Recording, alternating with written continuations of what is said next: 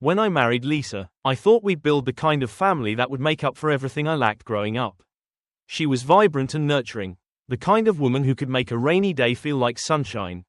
When we had Ethan, our firstborn, she poured herself into motherhood. I watched her fuss over every detail: his bedtime routine, his first steps, his favorite stuffed animal, Mr. Wiggles. It was beautiful to witness. 3 years later, Chloe arrived, and it felt like the perfect addition to our little family. Lisa seemed just as enthusiastic, but as the months turned into years, I noticed a subtle shift. Where Ethan had once been the center of her world, her attention increasingly turned toward Chloe. At first, I thought it was natural, a mother's instinct to dote on the youngest. But as time went on, the imbalance became harder to ignore. It was in the little things. Chloe would spill juice on the carpet, and Lisa would laugh it off as a cute little accident. Ethan, however, would forget to put away his shoes, and Lisa's voice would sharpen. "How many times do I have to tell you? Ethan, put them by the door." Ethan would nod, eyes downcast, muttering, "Sorry, Mom." I'd catch him sneaking glances at Chloe, who'd be twirling in her princess dress, giggling as Lisa doted on her. I told myself it was nothing. Maybe I was imagining it. Maybe I was being oversensitive because I knew what favoritism felt like. It had been the backdrop of my own childhood. I swore I'd never let it happen in my family. And yet, here it was, creeping in like a shadow. Ethan, always perceptive for his age, started to withdraw. He'd linger in his room longer, his cheerful chatter replaced by silence. He stopped showing Lisa his school drawings or asking for her help with his homework. It broke my heart, but I didn't know how to fix it. Lisa was my wife, the mother of my children. How could I accuse her of something so insidious without breaking the fragile peace in our home? And so, I watched as Lisa praised Chloe for things Ethan had done first. I watched as Ethan's bright smile dimmed. I told myself I'd intervene soon, but soon never seemed to come. Until the day Ethan stopped asking for her love. The first real sign that something was wrong came one evening, not long after Ethan had returned from school. He was unusually quiet during dinner, picking at his food without the usual enthusiasm. I didn't think much of it at first, chalking it up to a rough day at school. But when he didn't even look up when Lisa praised Chloe for bringing home an A on her math test, I felt a tightening in my chest. "Good job, sweetie," Lisa said with that soft, approving tone she only reserved for Chloe. "I'm so proud of you." Chloe beamed, her little hands clapping together, but Ethan didn't even blink. He just stared down at his plate, a quiet sadness in his eyes that made me ache inside. "Ethan, did you hear what Mom said?" I asked, trying to break the tension. I wasn't sure what else to do, but I knew I couldn't let the silence stretch any longer. Ethan glanced up briefly, his eyes full of something I hadn't seen before: disappointment. "Yeah, I heard." Lisa, oblivious to the growing rift, smiled and reached for her glass of wine. "You know, you should take a page out of Chloe's book. She always does her best." The words stung, but Ethan said nothing. He pushed his food around on the plate, his gaze distant. That night, after Chloe had gone to bed, I sat with Ethan for a while, trying to get him to talk, but he only shrugged and muttered, "It's fine, Dad." He didn't seem angry, just empty. The light that usually flickered behind his eyes, the same one I had seen when he was a toddler showing off his toy trucks or eagerly reading his favorite book, was dimming. At first, I thought maybe I was imagining things.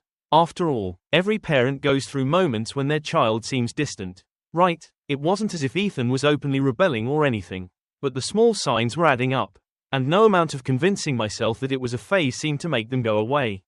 There were other moments like that dinner, times when Chloe would get a special treat: ice cream, an extra hour of screen time, and Ethan would stand there, watching in silence. The sad part was that he didn't even ask for the same things. It was like he had stopped expecting to be noticed, stopped hoping that he would get the same kind of attention Chloe did. I could feel the growing chasm between them, but the more I noticed it, the more I hesitated to intervene. In the mornings, when I dropped Ethan off at school, I'd see him lag behind, waiting for me to walk him to the door. Lisa would rush ahead, eager to catch up with Chloe and gossip about the latest PTA meeting. As Ethan trudged slowly behind us, his backpack a little too big for his small frame, I realized just how much his mother's attention had shifted, and with it, his sense of self-worth. On the rare occasions that Lisa would turn her attention to Ethan, she'd do so with a kind of forced enthusiasm, as if she had to remind herself that he existed. It was subtle, but there, in the corners of our everyday lives. And still, I didn't know what to say to Lisa. To challenge her feelings toward Ethan would mean confronting something neither of us were ready for. She would never see it the way I did. She was, after all, the mother, the one who could do no wrong in the eyes of her children. But inside, I was tearing apart, watching my son shrink under the weight of an affection that was so uneven. I had been through that myself. The feeling of never being enough, never measuring up, always coming second. It wasn't something I wanted Ethan to experience. I wasn't going to let it happen to him. It wasn't long before Ethan's frustration began to take different shapes. He started avoiding Lisa even more. And his schoolwork, once his pride, began to slip. There was no grand rebellion. No defiant outbursts, just a steady decline. The A's and B's I had once praised him for turned into B's and C's. His handwriting, which had always been neat, became messier. I caught him at the kitchen table, staring at a math problem as if it were a foreign language. His fingers toyed nervously with a pencil.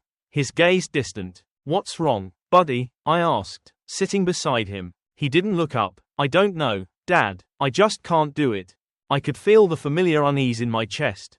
The same uncertainty I had felt at his age when I tried to make my own father proud. Only to be met with silence. I tried to reassure him.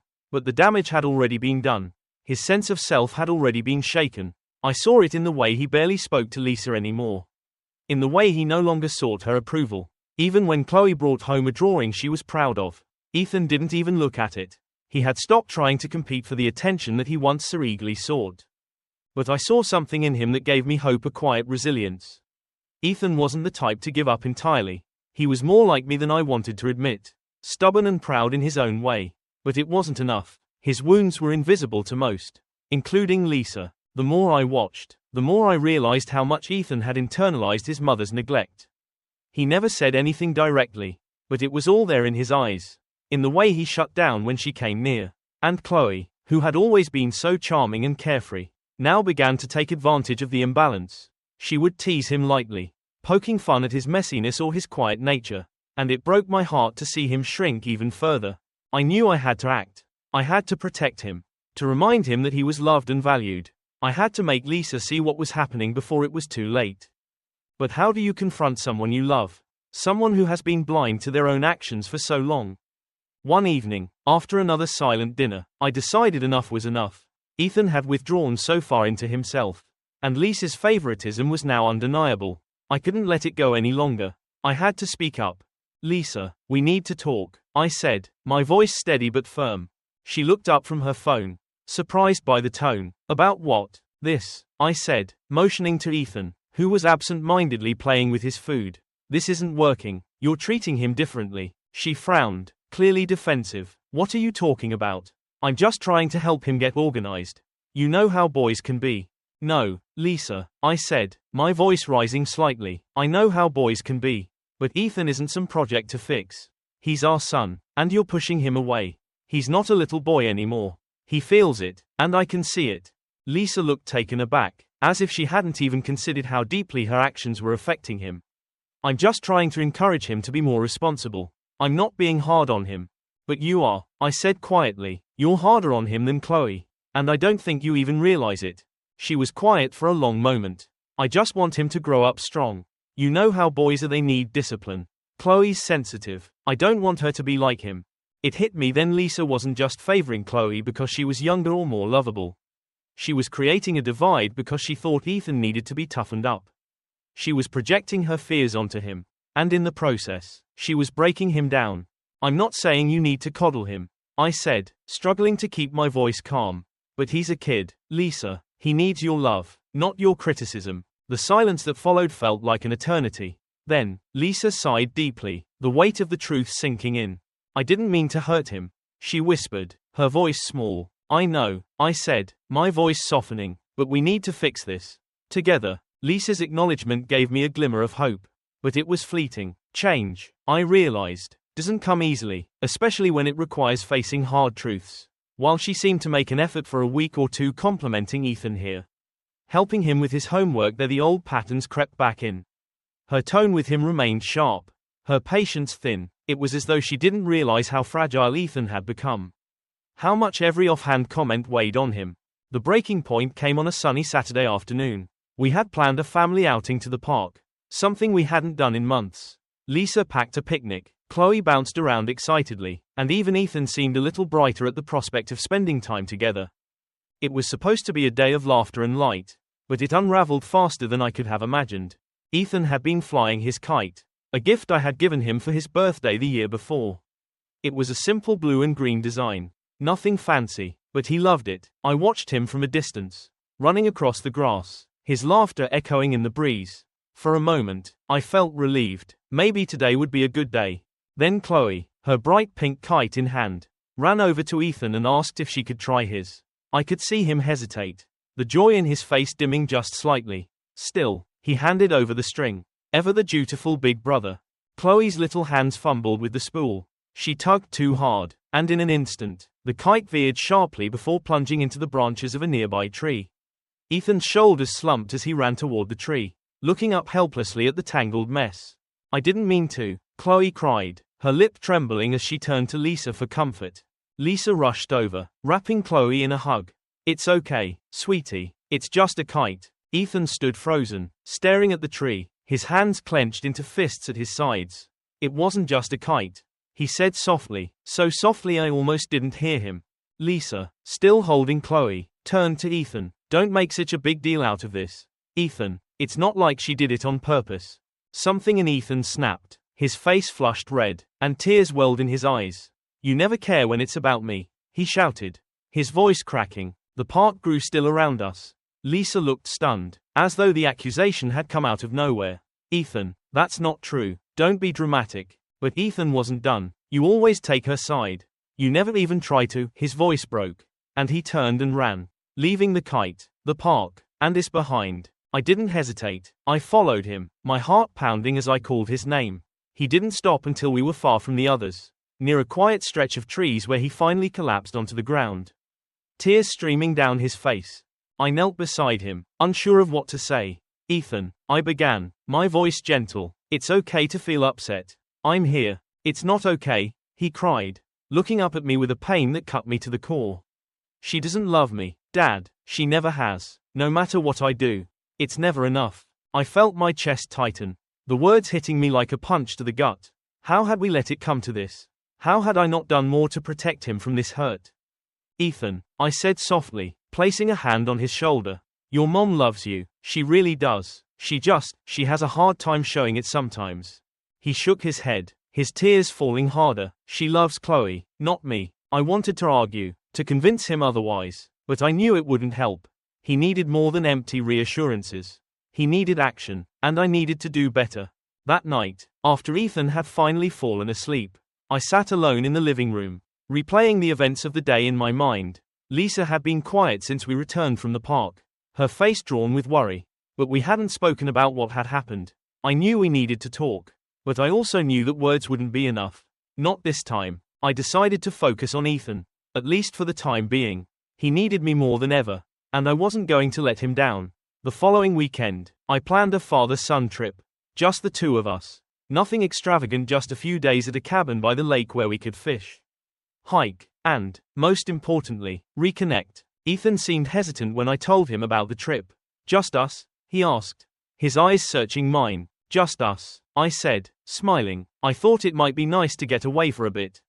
What do you think? He nodded slowly, and for the first time in weeks, I saw a flicker of excitement in his expression. The trip turned out to be exactly what we needed. Away from the tension of home, Ethan began to open up in ways he hadn't before. He talked about school, his friends, and, eventually, his feelings about Lisa. I don't know what I did wrong, he said one evening as we sat by the fire. I try to be good, but it doesn't matter. You didn't do anything wrong, I said firmly, my voice filled with as much conviction as I could muster. This isn't about you, Ethan. Sometimes people have their own struggles, and it can affect how they treat others.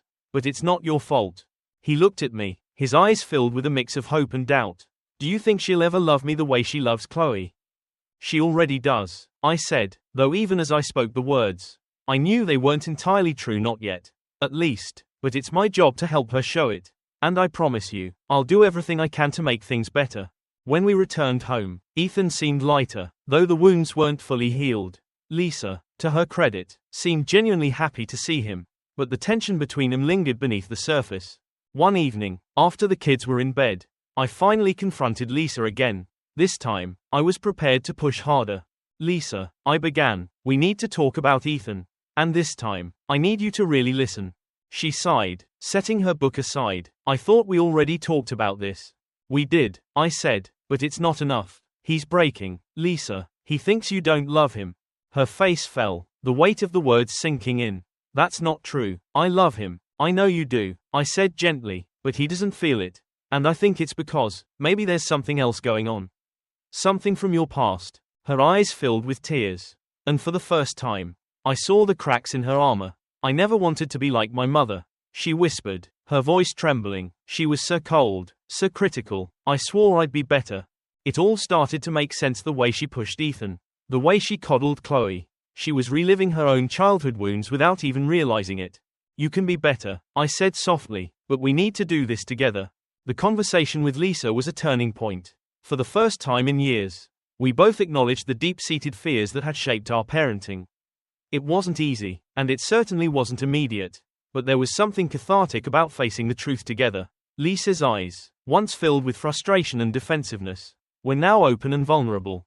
I didn't realize how much I was doing it, she said, her voice cracking. I just didn't want Ethan to turn out like I did. I wanted to be better. And you can be, I said gently, putting a hand on hers.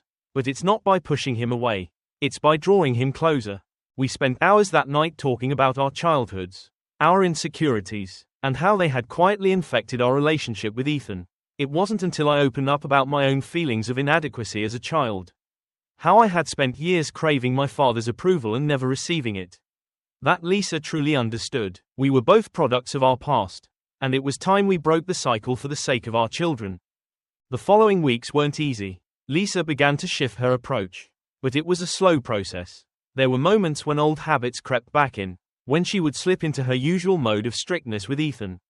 I'd have to gently remind her, in those quiet moments when no one else was looking, to soften her tone, to be patient. I could see the change in Ethan, too. His walls weren't fully down, but they were starting to crack. There were still days when he would withdraw, retreating into his room with the door shut, the silence between us palpable, but there were also moments when he'd let me in small victories. Like when he asked me to help him with a difficult project for school. Or when he let me teach him how to fish again, just like we used to. But Lisa was struggling more than I had expected. She had spent so many years holding herself to an impossible standard of perfection that letting go of those expectations was harder than I thought. There were times when she would catch herself criticizing Ethan for something small, only to stop halfway, realizing she was repeating the same patterns. I saw her frustration growing, but I also saw her trying, genuinely trying. One evening, I overheard Lisa talking to Chloe in the kitchen. Her voice was soft, the words uncertain. I know I've been hard on your brother, she said, but I'm trying to change. I love him, Chloe, and I'm sorry if it didn't always feel like that. I heard Chloe's gentle response, though I couldn't make out the words. But I didn't need to hear them to know that Lisa was beginning to reach out not just to Ethan, but to herself. It was a Sunday afternoon, several months after our trip to the cabin, when I realized just how far we had come. Lisa and I were in the living room, folding laundry, when Ethan walked in, his face bright with excitement.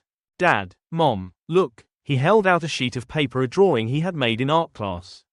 At first glance, it seemed like a simple sketch of a tree, but there was something about it. It was his first real attempt at detail, with deep shading in the trunk and leaves that seemed almost lifelike. For Ethan, this was a breakthrough. I smiled, feeling the weight in my chest lift. That's amazing, Ethan, I said, my voice warm. I could feel the pride bubbling up inside me. But I wasn't the only one who noticed the change. Lisa looked up, her eyes softening as she studied the drawing. You've really been working on this, haven't you? Ethan nodded, the small smile on his face betraying a confidence he hadn't shown in so long. Yeah, it's my best one yet. Lisa took the paper gently from him. It's beautiful, Ethan. I'm really proud of you. There was something in her voice, something real, something that hadn't been there before. The words came naturally now, not forced or patronizing, and Ethan, for the first time in a long time, didn't seem to shy away from her attention. Instead, he beamed, standing a little taller. Chloe came into the room a few moments later, her usual playful energy filling the space. But there was a subtle shift now, a balance, where Ethan wasn't the invisible sun in the background anymore. Chloe noticed it too, the way her brother had begun to come into his own. For the first time, she wasn't the only one drawing attention from Lisa. It was no longer just about her victories, it was about their shared family. Their shared moments. As the months passed, things began to settle. Ethan's grades started to improve. He was no longer the quiet, withdrawn boy I had seen earlier. He was finding his voice again. His confidence growing as Lisa and I continued to support him, each in our own way. There were still difficult days, of course, but they became fewer, and when they did come, we dealt with them together as a family. Lisa and I found a new rhythm, one that involved more open communication, more understanding. She had learned to check herself, to be more aware of how her actions affected Ethan. But perhaps the most important change was in how she now viewed him, not as a project to be fixed, but as a person to be loved and supported unconditionally. There were times, late at night, when I would hear Ethan's laughter filling the house. It wasn't always because of something I did, but because of something he and Chloe had shared, something small and unremarkable that only siblings could understand. And in those moments, I felt like we had finally found the balance we'd been looking for. The journey hadn't been easy. It had taken time, patience, and a willingness to face the ugly truths about ourselves. But in the end, it was worth it. Ethan was no longer the invisible boy in the corner. He had found his place in our family, and we had found ours in his heart. And as for Lisa and me, we were finally seeing each other as partners again, not just parents. Our love, though imperfect, had grown stronger, tempered by the trials we had faced together. The road ahead would always have its bumps, but for the first time in years, I felt like we were walking it together. One quiet evening, several months later, I sat down with Ethan, just the two of us, on the back porch. The air was cool, and the sound of crickets filled the silence between us. "You know," I said, breaking the quiet, "I'm really proud of you." Ethan looked up, his eyes meeting mine. There was no hesitation, no uncertainty in his gaze anymore. "Thanks, Dad," he said softly, his voice full of sincerity. I smiled, feeling the weight of everything we'd gone through. "You've really grown, buddy, and I'm glad I was here to see it." "I'm glad you were too," Ethan said, a small smile tugging at his lips. We sat in silence for a while longer, the peace between us something that felt earned. But it was also something new, something neither of us had expected. The past was behind us, and we were moving forward together.